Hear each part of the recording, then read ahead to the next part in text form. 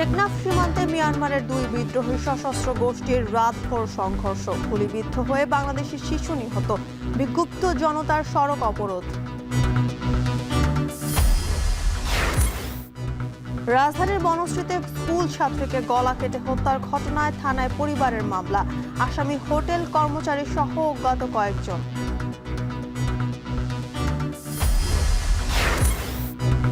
ইসিতে দ্বিতীয় দিনের আপিল শুনানিতে প্রার্থিতা ফিরে পেলেন ২০ জন, অবৈধ ৩টি আইন শৃঙ্খলা বাহিনীর সঙ্গে ইসির সমন্বয় সভা।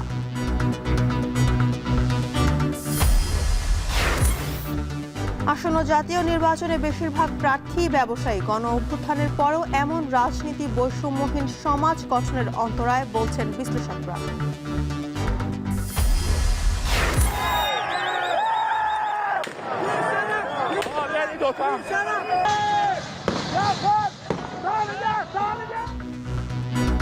এবং ইরানে বিক্ষোভ দমনে আরও কঠোর অবস্থানের সরকার, নিষেধাজ্ঞা ভাঙলে মৃত্যুদণ্ডের হুঁশিয়ারি, হতাহতের ভিড়ে হাসপাতাল।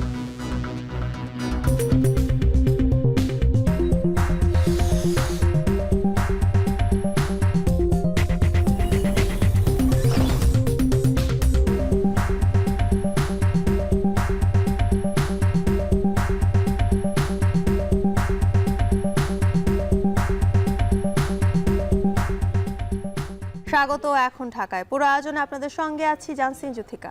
টেকনাফ সীমান্তে মিয়ানমারের দুই বিদ্রোহী সশস্ত্র গোষ্ঠীর রাতভর সংঘর্ষ, গুলিবিদ্ধ হয়ে বাংলাদেশি এক শিশু নিহত হয়েছে।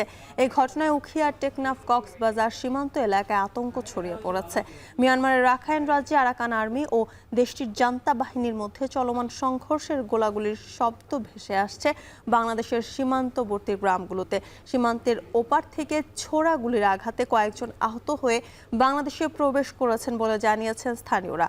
আহতদের মধ্যে নারী ও শিশুও রয়েছে বলে জানা গেছে। ঘটনার পরপরই সীমান্ত এলাকায় নিরাপত্তা জোরদার করেছে বর্ডার গার্ড বাংলাদেশ, বিজিবি। পরিস্থিতি সার্বক্ষণিক পর্যবেক্ষণে রাখার হচ্ছে বলে জানিয়েছেন সংশ্লিষ্ট কর্মকর্তারা। এদিকে সীমান্তের কাছাকাছি বসবাসকারী মানুষজনের মধ্যে চরম আতঙ্ক বিরাজ করছে। অনেক পরিবার নিরাপদ আশ্রয়ে সরে যাওয়ার প্রস্তুতি নিচ্ছেও বলে জানা গেছে। পরিস্থিতি নিয়ে উদ্বেগ প্রকাশ করেছেন স্থানীয় জনপ্রতিনিধিরা এবং দ্রুত কার্যকর পদক্ষেপ নেওয়ার আহ্বান জানিয়েছেন তারা।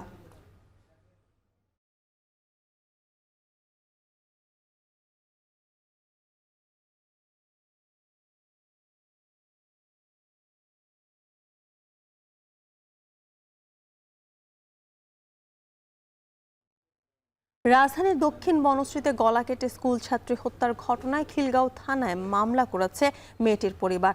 মামলায় তাদের দোকানের কর্মচারী মিলনকে প্রধান আসামি করা হয়েছে।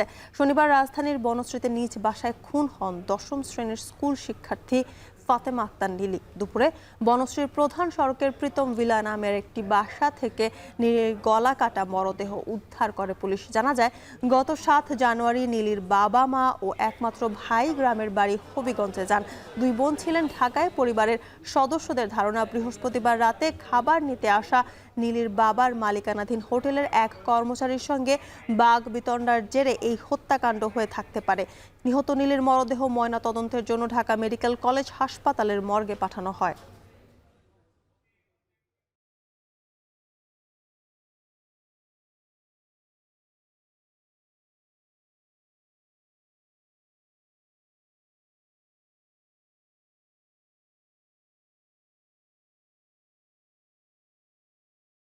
রাজধানীর আগারগাঁওয়ে নির্বাচন কমিশনের দ্বিতীয় দিনের আপিল শুনানি চলছে। সেখানে আছেন হোসেন জাহিদ। বিস্তারিত জানাতে যুক্ত হচ্ছেন তিনি। জাহিদ, কতজনের আপিলের নিষ্পত্তি হলো এখনো পর্যন্ত, আমাদের বিস্তারিত জানাবেন। যদিকা আজকের যে ৭০ জনের আপিল শুনানি হওয়ার কথা ছিল, সেখান থেকে ইতিমধ্যেই অর্ধেক সংখ্যা অর্থাৎ ৩৫টি আপিলের শুনানি হয়েছে এবং সেখান থেকে সেই নিষ্পত্তি হওয়া ৩৫টির মধ্যে ইতিমধ্যেই ৩০টি আপিল সেটি গৃহীত হয়েছে, অর্থাৎ তাদের প্রার্থীদের পক্ষে গিয়েছে রায়, এবং ২টি আপিলের রায় সেটি এখন স্থগিত রাখা হয়েছে এবং কয়েকটি সেগুলোকে বাতিল ঘোষণা করা হয়েছে। এবং সকাল ১০টা থেকেই মূলত এই আপিল শুনানি শুরু হয়েছে। কয়েকজন নির্বাচন কমিশনার তারা এটিকে নিষ্পত্তি করার জন্য শুনানি করছেন এবং প্রার্থীরাও এখানে হাজির হচ্ছেন। কেউ কেউ হয়তো বা প্রার্থী নিজে আসেননি, প্রার্থীর পক্ষেও এখানে হাজির হয়েছেন। এবং বিকেল 5টা নাগাদ যেহেতু এই কার্যক্রম চলমান থাকবে, কাজেই মধ্যাহ্নভোজের পরে বাকি থাকা যে 35টি আপিলের আবেদন সেটি কিন্তু নিষ্পত্তি করা হবে। এবং আজকের এই সাত সকালেই কিন্তু নির্বাচন কমিশনে সকাল 9টাতেই দেখেছি আমরা একটি নির্বাচন সংক্রান্ত যে সকল আইন শৃঙ্খলা পরিস্থিতি সেগুলো নিয়ে একটি যে সেল গঠন করা হয়েছিল, সেই সমন্বয় সেলের পক্ষ থেকে একটি বৈঠক সেটি অনুষ্ঠিত হয়েছে, যেখানে প্রায় 16টি সংস্থা, তার মধ্যে রয়েছে পুলিশ, বিজিবি, সেনাবাহিনী সহ অন্যান্য যে সকল প্রাসঙ্গিক গোয়েন্দা তথ্য সহ অন্যান্য যে সকল দপ্তরগুলো রয়েছে তাদের সমন্বয়ে একটি মিটিং অনুষ্ঠিত হয়েছে।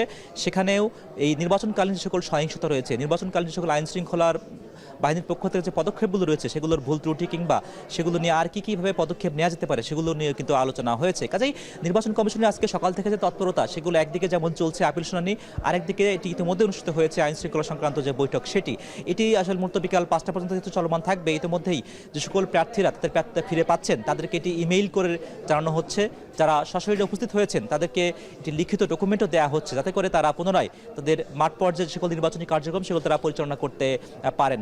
যথিকা মূলত 645টি আবেদন কিন্তু জমা পড়েছিল নির্বাচন কমিশন বরাবর। সেই 645-35টির মধ্যে গতকাল 70টি অনুষ্ঠিত হয়েছিল। আজকে 71 থেকে পরবর্তী 140 এই 70 জনের আপিল কিন্তু শুনানি হওয়ার কথা রয়েছে এবং এটির শেষ হবে মূলত 18 জানুয়ারি এবং তারপরেই সেটি পুনরায় 21 জানুয়ারির পর থেকেই মূলত আমরা জেনেছি যে আসলে নির্বাচনের যে প্রচারণা কার্যক্রম সেখানে তারা অংশ নেবেন। কাজেই তার আগেই যে সকল প্রক্রিয়াগুলো রয়েছে সেগুলোর একটি অংশ হিসেবেই মূলত আজকের এই কার্যক্রমটি চলমান রয়েছে। আমরা নজর রাখছি যুথিকা, চেষ্টা করব পরবর্তী বুলেটিনে আসলে এই আপিলের নিষ্পত্তির আর কি হলো, কে বাদ পড়লো, কে গৃহীত হলো সেই খবর জানানোর জন্য আপাতত নির্বাচন কমিশন থেকে ছিল আমার কাছে সর্বশেষ। যুথিকা। ইসি সচিবালয় থেকে যুক্ত ছিলেন হোসেন জাহি, জানাচ্ছিলেন সেখানকার সবশেষ তথ্য। ত্রয়োদশ জাতীয় সংসদ নির্বাচন ও গণভোটকে সামনে রেখে সশস্ত্র বাহিনী সহ 16টি সংস্থার সঙ্গে বৈঠক করেছে নির্বাচন কমিশন। সকাল 9টায় ইসি আবুল ফজল মোহাম্মদ সানাউল্লাহর নেতৃত্বে আইন শৃঙ্খলা বাহিনীর 16 সংস্থার প্রতিনিধিদের সঙ্গে নির্বাচন কমিশন কার্যালয়ে শুরু হয় বৈঠক। এতে সশস্ত্র বাহিনীর প্রিন্সিপাল স্টাফ অফিসার, বিভিন্ন বাহিনীর মহাপরিচালক সহ সংশ্লিষ্টদের প্রতিনিধিরা উপস্থিত ছিলেন। প্রায় ঘণ্টাব্যাপী এই বৈঠক চলে। এদিকে ত্রয়োদশ জাতীয় সংসদ নির্বাচনের রিটার্নিং কর্মকর্তার সিদ্ধান্তের বিরুদ্ধে নির্বাচন কমিশনে আজ দ্বিতীয় দিনের আপিল শুনানি চলছে। সকাল 10টা থেকে শুরু হয় শুনানি কার্যক্রম, যা চলবে বিকাল 5টা পর্যন্ত।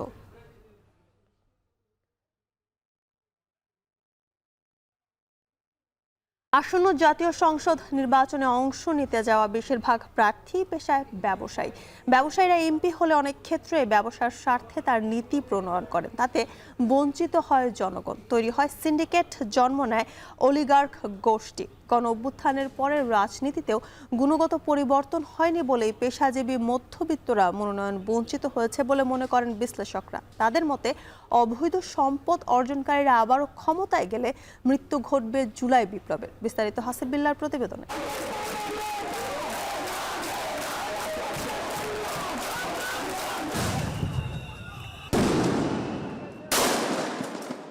চাকুরিতে মেধা ও যোগ্যতার মূল্যায়নের দাবিতে শুরু হওয়া আন্দোলন 36 দিনের মাথায় রূপ নেয় গণ অভ্যুত্থানে।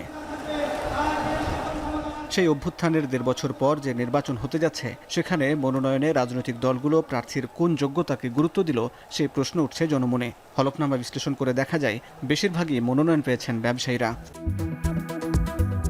292টি আসনে বিএনপির মনোনয়ন পাওয়ার তালিকায় ব্যবসায়ী 170 জন। এর বাইরে উল্লেখযোগ্য সংখ্যায় আছেন আইনজীবী, প্রকৌশলী ও শিক্ষকরা। হলফনামায় রাজনীতিকে পেশা হিসাবে দেখিয়েছেন দলটির ভারপ্রাপ্ত চেয়ারম্যান তারেক রহমান। হলফনামা অনুযায়ী জামাতের 276 প্রার্থীর মধ্যে অন্তত 148 জন চাকুরিজীবী, যাদের মধ্যে শিক্ষক অন্তত 92 জন। এর বাইরে আছেন চিকিৎসক ও প্রকৌশলীরা। 1 দশক আগের কথা আমি এখনো মাথায় রাখছি না। ব্যবসায়ীরা মনোনয়ন পেলেও অধিকাংশ ক্ষেত্রে তারা রাজনীতিবিদ। তবে রাজনীতি না করেও অনেকে দলের মনোনয়ন পেয়েছেন, যা বৈষম্যহীন সমাজ গঠনে অন্তরায় বলে মনে করেন এই বিশ্লেষক। ব্যবসায়ী রাজনীতিবিদ যদি বেশিরভাগ ক্ষেত্রে মনোনয়ন পায় এবং এমপি হয়ে আসে, তাহলে নীতি প্রণয়ন প্রক্রিয়াটা কিন্তু সে এমনভাবে প্রভাবিত করবে যেন ব্যবসায়ীদের পক্ষে যায়। তখন কিন্তু জনগণের অধিকারটা থাকে না। এটাই কিন্তু গত 15 বছর আমরা দেখেছি, এক ধরনের অলিগার্কিক, একটা সিন্ডিকেট। এইবারও যদি এটা আপনার ডেটা যদি এটা প্রমাণিত হয় যে না, প্রধানত তারা ব্যবসায়ী কিন্তু আসলে তারা রাজনীতিবিদ না, তখন কিন্তু আমাদের এটা চিন্তা করার বিষয় আছে। তাহলে কিন্তু আমরা যেই আপিলটা আমাদের 5ই আগস্টে ছিল, সে আপিলটা কিন্তু আবারও দূরে চলে যাচ্ছে। ত্রয়োদশ জাতীয় সংসদ নির্বাচনে মনোনয়নপত্র বৈধ হওয়া 1842 জন প্রার্থীর মধ্যে 501 জনই কোটি টাকার বেশি সম্পদের মালিক। দল হিসাবে কোটিপতি প্রার্থী বেশি বিএনপিতে 212 জন। এরপরই জামাতের অবস্থান, দলটির কোটিপতি প্রার্থী 64 জন। এছাড়া ইসলামী আন্দোলন বাংলাদেশের 35, জাতীয় পার্টির 30 জন সহ বিভিন্ন দলে আছেন কোটিপতি প্রার্থী। এছাড়া সম্পদের শীর্ষ 20 তালিকায় বিএনপির প্রার্থী 14 জন, স্বতন্ত্র 4 এবং জামাতে ইসলামী ও ইসলামী আন্দোলনের 1 জন করে প্রার্থী রয়েছেন। এমন অবস্থায় প্রশ্ন উঠছে, হলফনামায় কতটা সঠিকভাবে আসছে প্রার্থীদের আয় ব্যয়ের তথ্য? তাদের সম্পদের উৎস খোঁজ করলে দেখা যাবে যে সম্পদ ব্যবসা থেকে আসেনি, অন্য কোনোভাবে এসেছে, যেটা বৈধ নয়। এই প্রক্রিয়ার সমস্যা হচ্ছে যে এদের হাতে বিপ্লবের যে আকাঙ্ক্ষা, সে আকাঙ্ক্ষার মৃত্যু ঘটতে পারে। একজন ব্যবসায়ী যে মনোনয়ন পেতে পারেন না সেটা আমি বলছি না। দেখতে হবে যে গত 16 বছরে তার ভূমিকা কী ছিল। তিনি কি নিষ্ঠুর স্বৈরাচারের চোখে চোখ রেখে কথা বলেছিলেন? বিশেষজ্ঞরা মনে করেন, ব্যবসা নয় বরং সংসদ সদস্যদের গুরুত্ব দিতে হবে রাজনীতিতে। রাজনৈতিক নেতৃবৃন্দের উপরে পুরোপুরি বিশ্বাস করার কোনো কারণ দেখি না। আমি মনে করি যে ছাত্র জনতা যারা এই বিপ্লব নেতৃত্ব দিয়েছিল তাদেরকে ভিজিল্যান্ট থাকতে হবে। কিন্তু পার্লামেন্ট মেম্বার করার জন্য আপনাকে কিছু দক্ষ যোগ্য লোক তৈরি করে আনতে হবে, যারা আসলেই গণতান্ত্রিক বাংলাদেশের জন্য, সাধারণ মানুষের বাংলাদেশের জন্য নীতি প্রণয়ন করতে পারবে, নীতি প্রণয়নের দক্ষতা রাখে। বাংলাদেশে রাজনীতি এখনও পেশার মর্যাদা পায়নি। তবে অনেকেই মনে করেন, পুরোদস্তুর রাজনীতিবিদদের দলীয় সম্মানের আওতায় আনা গেলে রাজনৈতিক সংস্কৃতিতে গুণগত পরিবর্তন আসতে পারে। হাসিব বিল্লাহ, এখন, ঢাকা।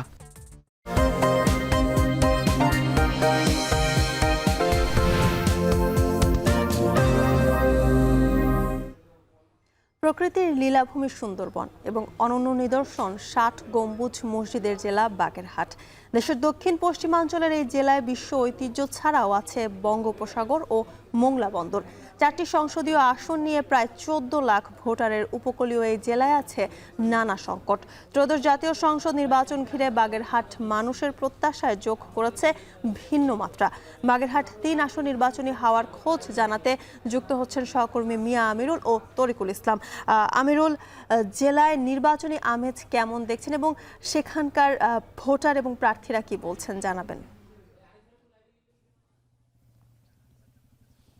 যুথিকা, বিখ্যাত ধর্ম প্রচারক যে খান জাহানের রয়েছে তারই অঞ্চল যে বাগেরহাট, আমরা বাগেরহাটেরই খোঁজখবর নিচ্ছিলাম, যেহেতু 1 মাস পরই ত্রয়োদশ জাতীয় সংসদ নির্বাচন এবং গণভোট। আমরা এখানকার যে নির্বাচনী আবহ লক্ষ্য করছিলাম সেটি কিন্তু আমরা আরও একটু কথা বলতে চাই। আমাদের সাথে যুক্ত হয়েছেন, আমাদের সাথে আছেন খুলনার ব্যুরো প্রধান, আমাদের সহকর্মী তরিকুল ইসলাম। আমরা তো সকাল থেকে দেখছিলাম, বিভিন্ন এলাকায় ঘুরছিলাম, এখানে যেমনটি দেখতে পেয়েছিলাম যে জনবসতি একটু কম হলেও মানুষের মধ্যে রাজনৈতিক সচেতনতা ভালো পর্যায়ে রয়েছে এবং বিভিন্ন সমস্যার কথা বলছিল। আসলে এখানকার মানুষের যে জনজীবন, সেটি ঘিরে আগামী নির্বাচন কতটুকু প্রভাব ফেলতে পারে বলে মনে হচ্ছে আপনার কাছে? ধন্যবাদ আমিরুল্লাহ। আগামী নির্বাচনকে ঘিরে একটা পরিবর্তন এখানে আসছে। আমরা এর আগে দেখেছি যে এত বেশি প্রার্থী যেমন ছিল না, তেমনি সংসদীয় আসন নিয়ে যে হইচই পড়েছিল, এখানকার মানুষ আন্দোলন করেছে, এখানকার মানুষ রাজপথে নেমে ধর্মঘট করেছে, হরতাল ধর্মঘট করেছে, বিভিন্ন সরকারি অফিস আদালত বন্ধ তারা অবরোধ করেছিল। তো সেই ক্ষেত্রে আমরা বলতেই পারি যে এইখানে মানুষ রাজনৈতিকভাবে সচেতন যেমন হয়েছে, তেমনি এখানকার মানুষের যে ভোট দেওয়ার প্রতি যে আগ্রহ, সেই আগ্রহটা কিন্তু আমরা দেখতে সৃষ্টি। এখানে একটা বিষয় আমি লক্ষ্য করছিলাম, যেহেতু বেশিরভাগ মানুষই কৃষির উপর নির্ভরশীল, তারা কৃষির উপর নির্ভরশীল থেকে তাদের জীবিকা নির্বাহ করছে।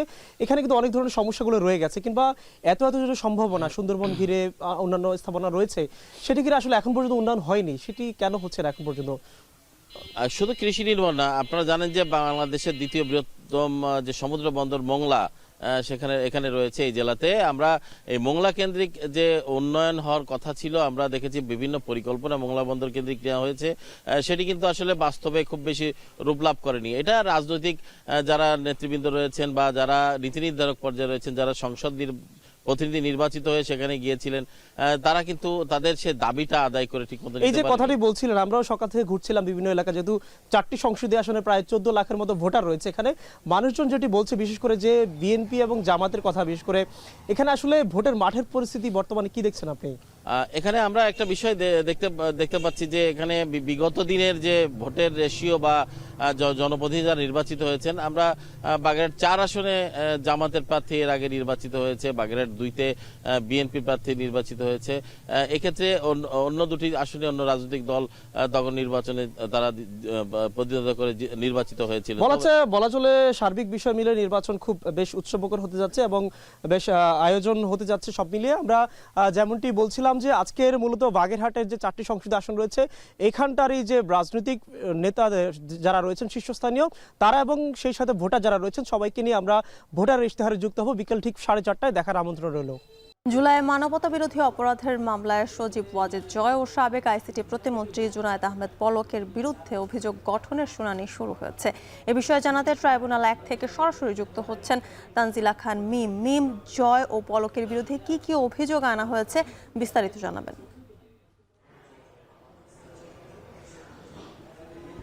জ্যোতিকা, আপনি যেমনটি বলছিলেন, জুলাই আগস্টে মানবতা বিরোধী অপরাধের মামলায় সাবেক আইসিটি প্রতিমন্ত্রী জুনায়েদ আহমেদ পলক ও সজীব ওয়াজেদ জয়ের বিরুদ্ধে যে অভিযোগ, সেই অভিযোগ গঠনের শুনানি হচ্ছে আজ এবং কিছুক্ষণ আগেই শুরু হয়েছে। আন্তর্জাতিক অপরাধ ট্রাইব্যুনাল 1-এর চেয়ারম্যান বিচারপতি মোহাম্মদ গোলাম মর্তুজা মজুমদারের নেতৃত্বাধীন বিচারিক প্যানেলে এই শুনানি কিছুক্ষণ আগেই শুরু হয়েছে এবং আমরা দেখেছি ভেতরে এজলাসে নিয়ে যাওয়া হয়েছে সাবেক আইসিটি প্রতিমন্ত্রী জুনায়েদ আহমেদ পলককে। আর এই আপনি যে বিষয়টি জানতে চাচ্ছিলেন যে আসলে জুলাই আগস্টের সময় যখন ইন্টারনেট বন্ধ করে রাখা হয়েছিল এবং এই আন্দোলনকে দমানোর জন্য, তথ্য গোপন করার জন্য যেই বিষয়গুলো আমরা দেখেছি, সেগুলোর মূলত এই মামলায় মাস্টার মাইন্ড হিসেবে উল্লেখ করা হয়েছে সজীব ওয়াজেদ জয়কে, যিনি পলাতক ক্ষমতাচ্যুত প্রধানমন্ত্রী, সাবেক প্রধানমন্ত্রী শেখ হাসিনার ছেলে এবং তার আইসিটি বিষয়ক উপদেষ্টা সজীব ওয়াজেদ জয়, এবং তাকেই এই মামলার মাস্টার মাইন্ড হিসেবে উল্লেখ করা হয়েছে। সেই পাশাপাশি তিনি বিদেশ থেকে সেই সকল প্রকারের আসলে যেই তথ্যগুলো থাকে, সেই তথ্য গোপন করার জন্য যেই প্রক্রিয়া, সেই প্রক্রিয়াগুলো দেখিয়েছিলেন এবং সেগুলো বাংলাদেশে বসে সাবেক আইসিটি প্রতিমন্ত্রী জুনায়েদ আহমেদ পলক তিনি কিন্তু বাস্তবায়ন করেছিলেন, যার ফলে তাদের দুজনকেই কিন্তু এই মামলা, তাদের বিরুদ্ধে এই মামলা করা হয়েছে। এবং কিছুক্ষণ আগেই শুনানি শুরু হয়েছে। সেই শুনানিতে আসলে প্রথমেই ফর্মাল চার্জ গঠনের জন্য যেই প্রসিকিউশন সেই শুনানি শুনবে এবং তারপর মূলত আসামি পক্ষের যে বক্তব্য সেটি সেই আসামি পক্ষের বক্তব্য সেটি শুনবে প্রসিকিউশন। অর্থাৎ তারপর কিন্তু আসলে এই যে আজকে যে শুনানি, সেই শুনানিতে এই সাবেক আইসিটি প্রতিমন্ত্রী জুনায়েদ আহমেদ পলক এবং সজীব ওয়াজেদ জয় তাদের বিরুদ্ধে কি ধরনের অভিযোগ আনা হয়েছে এবং কি ধরনের প্রসিকিউশন কি বলেছে, সেই তথ্যগুলো আমরা জানতে পারবো। তার পাশাপাশি কিন্তু আরেকটি তথ্য যে এই বিষয়ে 14 জানুয়ারি শুনানি করার জন্য কিন্তু আপিল করেছিল সাবেক আইসিটি প্রতিমন্ত্রী জুনায়েদ আহমেদ পলকের আইনজীবী, কিন্তু সেটি তিনি 7 জানুয়ারি করেছিলেন এবং এছাড়াও সজীব ওয়াজেদ জয়ের পক্ষে রাষ্ট্রনিযুক্ত আরেকজন আইনজীবী কিন্তু নিয়োগ দেওয়া হয়েছে। জ্যোতিকা, এই ছিল এখন পর্যন্ত আমার কাছে সর্বশেষ। আন্তর্জাতিক অপরাধ ট্রাইব্যুনাল থেকে যুক্ত ছিলেন তানজিলা খান মিম, জানাছিলেন সেখানকার সবশেষ তথ্য। লাইটারেস জাহাজ সংকটে চট্টগ্রাম বন্দরের বহির্নোঙরে খাদ্যশস্য সহ বিভিন্ন পণ্যবাহী মাদার ভেসেল থেকে খালাস প্রায় বন্ধের উপক্রম। 3 দিনে কোনো লাইটারেস জাহাজ না দেয়ায় পণ্য বোঝায় অর্ধশতাধিক জাহাজ অলস বসে আছে। ব্যাপক আর্থিক ক্ষতির মুখে আমদানিকারকরা। ওয়াটার ট্রান্সপোর্ট কোঅর্ডিনেশন সেল বলছে ঘন কুয়াশায় জাহাজ চলাচল ব্যাহত হচ্ছে। বিস্তারিত জানাচ্ছেন হাজিরা শিউলি। নাব্যতা কম থাকায় চট্টগ্রাম বন্দরের জেটিতে ভিড়তে পারে না বিভিন্ন খাদ্যশস্য ও সার সহ শিল্পের কাঁচামালবাহী বড় জাহাজ। 60 থেকে 70% খোলা পণ্যবাহী বড় জাহাজ বহির্নোঙরে অবস্থান করে ছোট জাহাজের মাধ্যমে পণ্য খালাস করে। 50,000 টনের একটি জাহাজ থেকে পণ্য খালাসে দৈনিক গড়ে 3 থেকে 4টি লাইটার জাহাজ ব্যবহার হয়। সেই হিসেবে 70টি মাদার ভেসেল থেকে পণ্য খালাসে প্রয়োজন হয় 150 থেকে 200 লাইটারের জাহাজ। বিভিন্ন শিল্প গ্রুপ তাদের নিজস্ব লাইটারের জাহাজ দিয়ে পণ্য খালাস করলেও বাকি আমদানিকারকরা Bangladesh water transport coordination cell থেকে জাহাজে বুকিং নেন। দৈনিক ৮০টি লাইটারের জাহাজে বরাদ্দ দেওয়া হলেও বর্তমানে সংকট থাকায় ৩ দিন ধরে সেল থেকে কোনো জাহাজ বরাদ্দ দেওয়া হয়নি, যে কারণে প্রায় অর্ধশতাধিক জাহাজের পণ্য খালাস বন্ধ আছে। আগে যেখানে একটা জাহাজ ৮ থেকে ১০ দিনে খালাস হতো, সেখানে এখন একটা জাহাজ প্রায় ২০ থেকে ২৫-৩০ দিন পর্যন্ত লাগছে। সেই হিসেবে প্রতিদিন জাহাজ যেভাবে ড্যামেজ খাচ্ছে, এই ড্যামেজের হার হিসাব করলে প্রায় ডেইলি $২০,০০০ করে যদি হিসাব করেন, তাহলে ডেইলি ৮০টা জাহাজে $১৬ লক্ষ ড্যামেজ খাচ্ছে। প্রতি মাসে কিন্তু আমাদের ৮টা-১০টা জাহাজ থাকে। তো সেই ক্ষেত্রে এখন আমাদের এই মুহূর্তে পোর্টে আছে 4টা। গত 4 দিন থেকে কোনো কাজই হচ্ছে না। বিডব্লিউটিসিসির দাবি, ঘন কুয়াশায় জাহাজ আসতে বিলম্ব ও বিএডিসির সার নিয়ে ১৪০টি লাইটারের জাহাজ বিভিন্ন ঘাটে আটকে থাকায় এই সংকট। আগে যেটা 18 ঘন্টায় ঢাকা যাওয়া হতো, এখন সেটা 3 দিন লাগতেছে। কুয়াশার জন্য বিভিন্ন জায়গায় জাহাজগুলি কুয়াশার জন্য চালাতে পারতেছে না। মংলা পোর্টেও এখন অনেকগুলি জাহাজ চিটাগাং পোর্টের জাহাজ মংলা পোর্টে চলে গেছে, যেহেতু মংলা পোর্ট এখন ওখানে যথেষ্ট মাদার শিল্প আছে। লাইটারের জাহাজকে ভাসমান গুদাম হিসেবে ব্যবহারের অভিযোগে সম্প্রতি চট্টগ্রাম বন্দর কর্তৃপক্ষ অভিযান চালালেও আমদানিকারকদের দাবি, বর্তমানে সময়ক্ষেপণের প্রবণতা নেই। এক্ষেত্রে জাহাজ বরাদ্দের সিরিয়াল প্রথা তুলে দিয়ে সবার জন্য উন্মুক্ত করার আহ্বান বার্থ অপারেটরদের। আমদানিকারকরা যদি জাহাজ ডিলে করে, আমদানিকারকদের আলটিমেটলি ড্যামারেজ দিতে হয়। তো সুতরাং এখানে ওরা ইচ্ছা কিন্তু ডিলে করার কোনো কারণে, সঙ্গত কারণে বিভিন্ন কারণে মিলে ডিলে হয়ে যাচ্ছে। বিভিন্ন ফ্যাক্টরির আমদানিকারকদের যে জাহাজ আছে, অনেক জাহাজ আমদানিকারকদের ফ্যাক্টরিদের ব্যক্তিদের বসে আছে, তাদেরকে যদি ইউজ করা যায় তাহলে আমার মনে দ্রুত কিছু পণ্য, যেহেতু এখানে ওয়াটার ট্রান্সপোর্ট সেল আছে, ওরা কিন্তু বাইরে জাহাজ লাগাতে দেয় না, বিভিন্ন রকম ডিস্টার্ব করতেছে। বর্তমানে খাদ্য শস্য সহ বিভিন্ন পণ্য নিয়ে বহির্নোঙরে পণ্য খালাসের জন্য অবস্থান করছে প্রায় ৯০টি মাদার ভেসেল। হাজার শিউলি, এখন চট্টগ্রাম। এবার জানাবো নারীর ভোট ভাবনার খবর।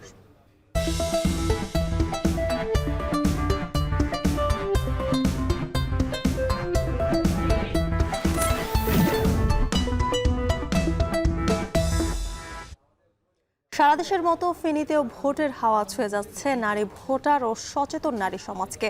তাদের কাছে ভোট মানে কেবল ব্যালট নয়, ভোট মানে নিরাপত্তা, সুযোগ আর অধিকার ফিরে পাওয়ার প্রত্যাশা। আরও জানাচ্ছেন সহকর্মী সোলাইমান ডালিম। প্রবাসী আয়ে ফেনীর অর্থনীতি এগিয়ে চললেও এখনো পুরোপুরি নারী বান্ধব হয়ে ওঠেনি। নিরাপত্তা, যাতায়াত, কর্মসংস্থান, ক্ষমতায়নের প্রশ্নে এবারের নির্বাচন ফেনীর নারীদের কাছে স্বপ্ন ও প্রত্যাশার মেলবন্ধন। ফেনী শহরের ক্ষুদ্র উদ্যোক্তা সীমা স্বামীর একার আয়ে সংসারের চাকা ঠিকঠাক চলছিল না। 2 কন্যার ভবিষ্যতের কথা ভেবে নিজ উদ্যোগে দাঁড়ানোর সিদ্ধান্ত নেন। শুরুটা ডিম বিক্রি দিয়ে, এরপর পোশাক ও কসমেটিক্স, শীতেলে যোগ হয় পিঠাপুলির ব্যবসা।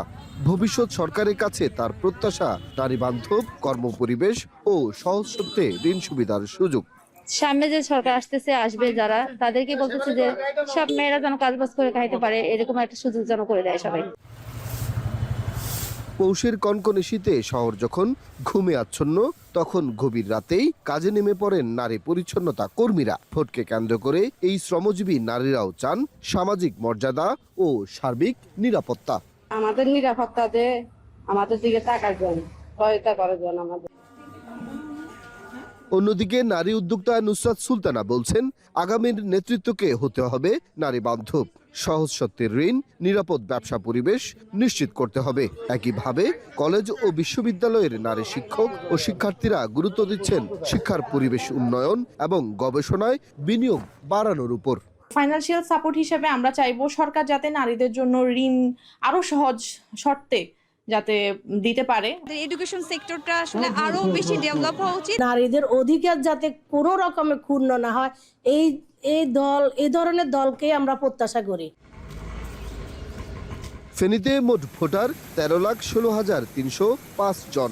এর মধ্যে নারী ভোটার 6,37,924 জন, অর্থাৎ প্রায় অর্ধেক ভোটার নারী। রাজনীতির মাঠের বাইরেও এই নারীদের ভাবনা ও প্রত্যাশা হয়ে উঠেছে নির্বাচনের গুরুত্বপূর্ণ নিয়ামক। সোলাইমান ডালিম, এখন ফেনী। এবার দেশের বাইরের খবর। ইরানের চলমান বিক্ষোভ দমনে আরও কঠোর অবস্থানে দেশটির সরকার। জানমাল ও গুরুত্বপূর্ণ স্থাপনা রক্ষায় রেড লাইন ঘোষণা করেছে বিপ্লবী গার্ড বাহিনী।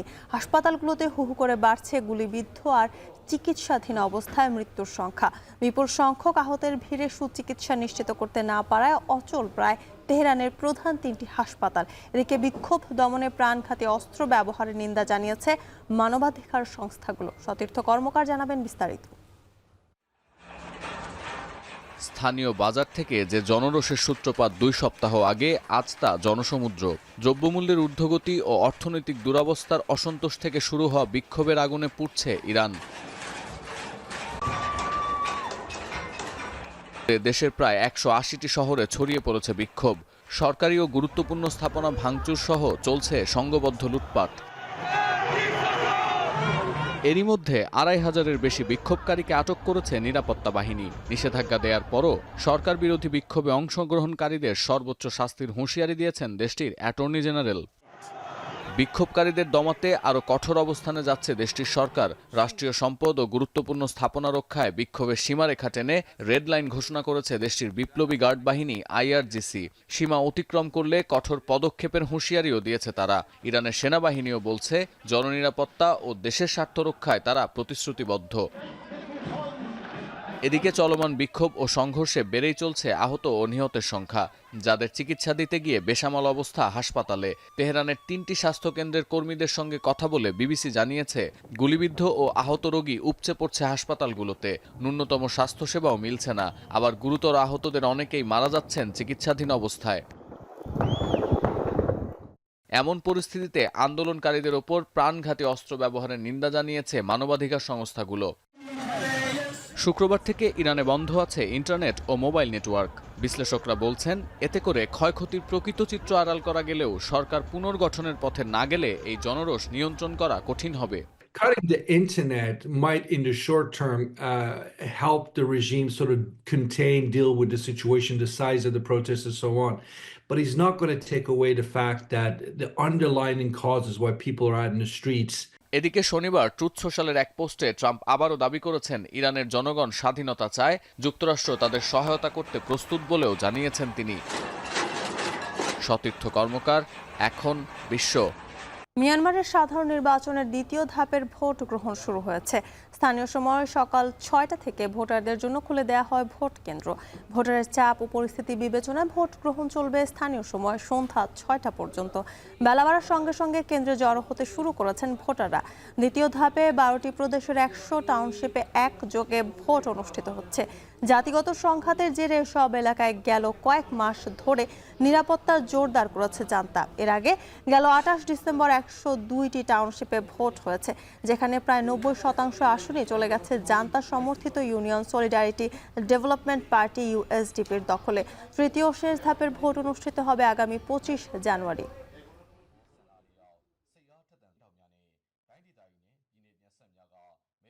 এবার খেলার খবর। বাংলাদেশের বিশ্বকাপ ভেন্যু নিয়ে জটিলতা এড়াতে BCCI এর সঙ্গে আজ বৈঠকে বসছেন ICCর প্রধান জয় শাহ। বারোদা ক্রিকেট অ্যাসোসিয়েশন হবে এই সভায়। ICC প্রধান এই সভার মাধ্যমে মূলত বাংলাদেশের জন্য বিকল্প কোনো ভেন্যু বিবেচনা করা সম্ভব কিনা তা যাচাই করবেন বলে জানিয়েছেন একাধিক ভারতীয় গণমাধ্যম। এরই মাঝে গুঞ্জন আছে বাংলাদেশকে হায়দ্রাবাদ কিংবা চেন্নাইয়ের ভেন্যু প্রস্তাব করা হতে পারে, যদিও এই সম্ভাবনার কথা এরই মাঝে উড়িয়ে দিয়েছেন বাংলাদেশ ক্রিকেট বোর্ডের প্রধান আমিনুল ইসলাম বুলবুল। BCCI এর সঙ্গে এই বৈঠকে বাংলাদেশ দল এবং এর সমর্থকদের জন্য আয়োজক ভারতের নিরাপত্তা পরিকল্পনা পর্যালোচনা করবেন জয় শাহ, এমনটাই জানিয়েছে ভারতের গণমাধ্যমগুলো।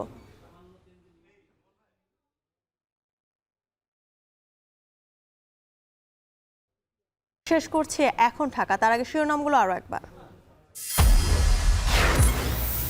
টেকনাফ সীমান্তে মিয়ানমারের 2 বিদ্রোহী সশস্ত্র গোষ্ঠীর রাতভর সংঘর্ষ, গুলিবিদ্ধ হয়ে বাংলাদেশি শিশু নিহত, বিক্ষুব্ধ জনতার সড়ক অবরোধ। রাজধানীর বনশ্রীতে স্কুল ছাত্রীকে গলা কেটে হত্যার ঘটনায় থানায় পরিবারের মামলা, আসামি হোটেল কর্মচারী সহ অজ্ঞাত কয়েকজন।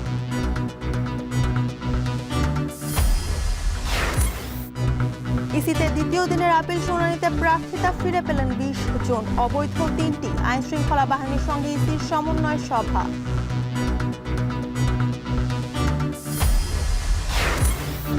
আসন্ন জাতীয় নির্বাচনে বেশিরভাগ প্রার্থী ব্যবসায়ী। গণ অভ্যুত্থানের পরেও এমন রাজনীতি বৈষম্যহীন সমাজ গঠনের অন্তরায়, বলছেন বিশ্লেষকরা।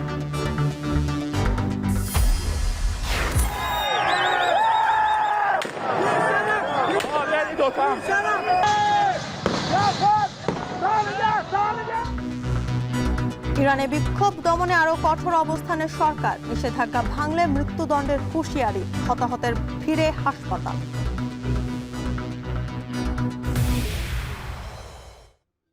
এই ছিল এখন ঢাকা। এখন টেলিভিশন ওয়েবসাইটে দেখতে ভিজিট করুন এখন.tv। এছাড়া ফেসবুকে দেখতে ভিজিট করুন facebook.com/tv.এখন এবং ইউটিউবে দেখতে ভিজিট করুন youtube.com/c/echontv।